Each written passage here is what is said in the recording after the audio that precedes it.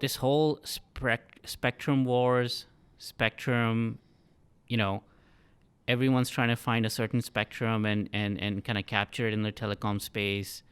Can you talk about that? What's happening there? And I know a bit of it because I studied physics, but folks that are interested in the telecommunication space are always fascinated by the spectrum wars and why is spectrum, sort of the holy grail or the highways of this industry and communication. Can you tell us a bit about that? Well, I believe this is because this is a scarce resource. Spectrum scarce? It's a limited. Yeah. It's a limited resource, and the traffic is increasing dramatically, but the resource is still limited.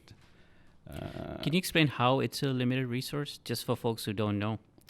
Well, a spectrum band, for instance, is split in megahertz. Let's say you take a band of 5 megahertz. Let's look at it like a highway of five lanes. Right. You can put a certain number of cars on it, but after that you need additional spectrum. But if you only have a certain number of bridges around the city and you cannot build additional bridges because there is nothing available for that, then you need to figure out ways to increase the traffic on the bridges, and by default the value of these bridges will increase dramatically. Yeah. So in this case, spectrum would be the bridges and cars would be the data flow, right? Exactly. Okay. And that's it. And then you have a lot of spectrum available, but depending on the length of the frequencies of the band. So we're talking about the wavelength? Yeah, the wavelength. Okay. You don't have the same characteristics. You cannot transport the same type of data with the same speed. For instance, low bands like 600 megahertz are really good to reach a much longer distance, but are weaker in terms of capacity to transport a large volume of data. Whereas if you go in the 3 gigahertz band or 2 megahertz band, then the 2 gigahertz band, then you can reach less far. It cannot go as far. But you have more capacity. You can put more cars on it. So it's like you have a shorter bridge with more lanes. Wider, yeah. But in certain cases, you have a longer bridge, but you cannot put more than 2 lanes on it. And then you need to manage with that. You need a portfolio to ensure that you have good coverage of the geography. Whereas in large cities where you have a high density population, you need to have a lot of capacity. Right. For instance, in these cases, you will use a spectrum in the higher bands, and then it's market. It's a market. Right. The governments are allocating or selling, auctioning the spectrum bands. It has to be coordinated around the world because if you want to have an international ecosystem, if you want this phone to work, in different countries, you need a minimum of consistency in how you allocate the bands around the world. And the value of a spectrum band is always based on the number of megahertz pop that you get in a given area. For instance, just to give an example, you have, let's say in Toronto, 6 million people, and you have 5 megahertz.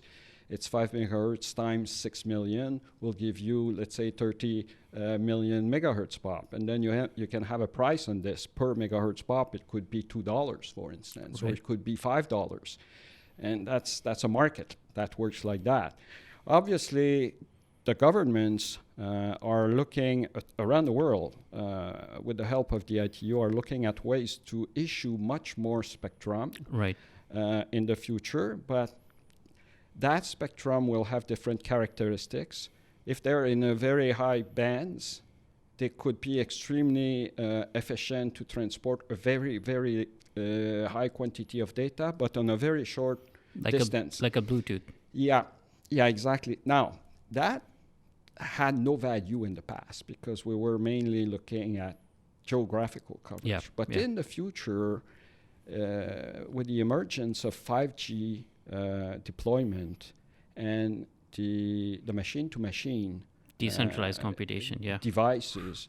In a room like here, you may end up having 30 different devices. Sensors, yeah. Using, wireless spectrum. Since they're close to each other, you can probably use very high bands, in a case like that. So that sounds like an interesting business idea for the future. It is, and you just need to Yeah. follow what's going on in that space, and you'll see it's always interesting to see when there is a transaction between two companies involving spectrum. The first Right. thing you try to understand is what is the price they paid for the spectrum. Right. And so what's happening in this space? Well, right now, What are the future trends? the future trends is you will have humongous quantities of spectrum, issued by governments in the much higher bands, 30 gigahertz band, 20 gigahertz band, even 50 gigahertz band. My view is that these bands will be useful in the 5G, environment, most likely for very, very short distance, asking Right. for a big debit of data. It will happen, but now it's not clear. If you look at the price of these bands today, it's minimal, because you still have to go through a certain number of key steps from a technological standpoint, a lot of testing to figure out what will be the optimal way to use that spectrum. A lot of work to be done still at the 3GPP. It will take 4 or 5 years before we start to get Right. clarity on the how it will work. Right.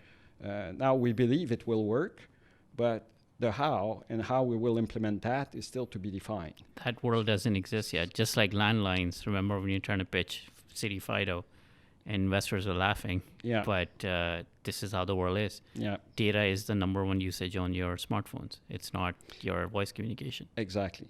Voice is a tiny part, of the traffic these days.